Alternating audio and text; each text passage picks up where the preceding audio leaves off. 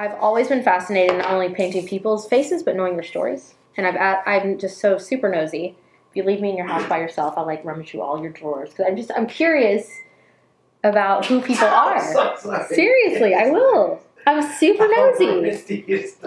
I will, unless you tell me not to. But if if you're like, leave me to my own devices, I'm going to be looking through your pictures. Oh, so you got the phones too?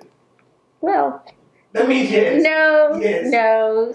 I'm tempted. If my friends are sitting next to me and they get a text, I always want to know who the text is from. Right. Like, who is this? Like, I'm an open book. Like, my phone is like super old and it's not a smartphone. I don't care. Anyways, I have nothing to hide.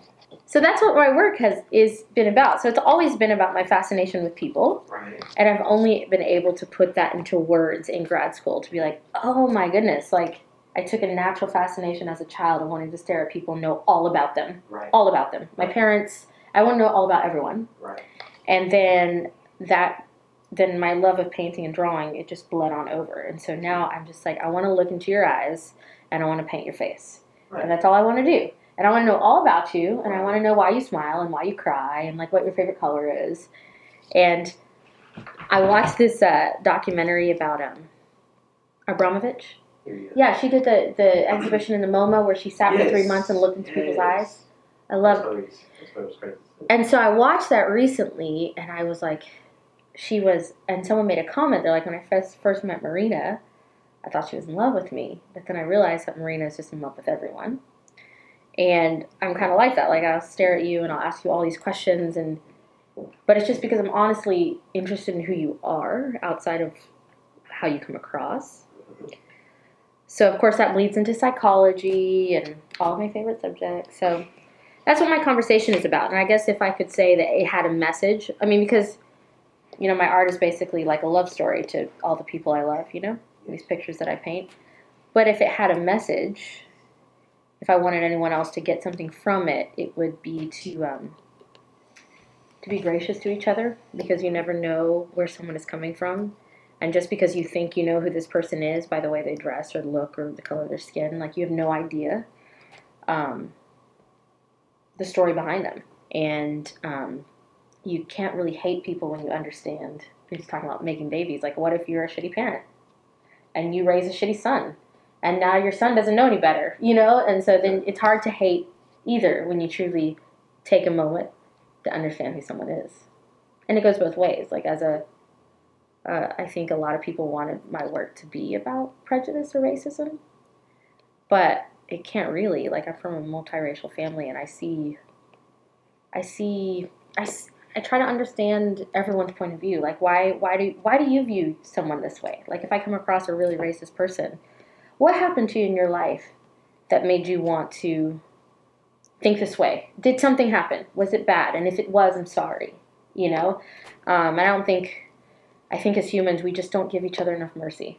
Just no mercy, because we're afraid. So that's what my work is about. Like, I went to Howard University, which is an HBCU. So that was I fought that from undergrad because they're like, oh, well, you're a black female artist. No, I'm more than that. Like, I'm not just a black female artist. Like, you've literally boxed me into, like, this. Like, I'm a person, and my story goes so far beyond just being a black female artist. Why would I do that? Why would I box myself in? Like, if I could, I wouldn't even put my gender. I wouldn't even want people to know what I looked like or what if I was a man or a woman. Like, it doesn't matter. I think the narrative doesn't need my physical presence to be known, So for me, it was an immediate reaction. I was like, no, that's not my story. Like, I think artists need to desperately be true.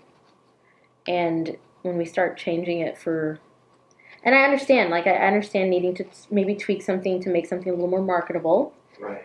But I think we're always going to come back to our obsession. I call it an obsession. Like, I think artists need to be true to their obsession. What is it that you're obsessed with? Because that's where you're going to find greatness and genius, within your obsession. And if you need to do something on the side to tweak it and make it more marketable, cool. But, like, be true to what you're trying to work out. Like, because we're trying to heal ourselves just as much as our art needs to go out and heal others. Like, we're trying to heal ourselves. So you need to be true to that, And so, when I was talking about obsession, right? So my if I go back to what makes me happy, so I like as a child, I wasn't trying to tell a story. I wasn't trying to be anything. What made me happy was simply mixing color and drawing. There was no reason. That's just what it was. So if I go down and I boil it down to the purity of that, if I go down to what makes me happy? Making art makes me happy, period. Um, and I'm a classically trained artist, so I can do anything. I've illustrated, I can do abstract, I understand color theory, I can do portraits. So as long as it stays for me, as long as it stays within the realm of something that brings me joy, I'll do it. So these I wouldn't add to my, like if I was to do a portfolio of my fine artwork, this would not be in it, but I'm still capable and it still makes me happy. And so I do it. And so, I mean, I think that's just up to the artist. Like some artists don't want to ever cross that line. They just want to do this very narrow body of work and they want to be recognized and only make money for that. That's valid, but that's not the way I am. I'm like, I can draw, I can paint, I can throw paint, I can build things. Like, I'll do it all because anything that has to do with color, creating, and working with my hands, I'm game. You know? Yeah. So for me, you want me to throw color for you? Of course. And I also do like child portraits. I love painting portraits in any capacity. So if you want to pay me money to do that, that sounds awesome. Bring it on. But I mean, like I said, if someone is, that's valid too. Like I think Yes. you can find. I mean, I think it's a little harder to stay within like a very narrow way of working. It's harder. I think the struggle to make money might be a little harder, but it can be done. People have done it from the beginning of time. I mean, so I just think it might be harder. But if you're willing to pay that price, I have friends who are very much like just want to be a fine artist, just want to do gallery work, and they're gonna fight until they make it, and that's awesome, you know. But I don't want to be a starving artist. I'm not into that.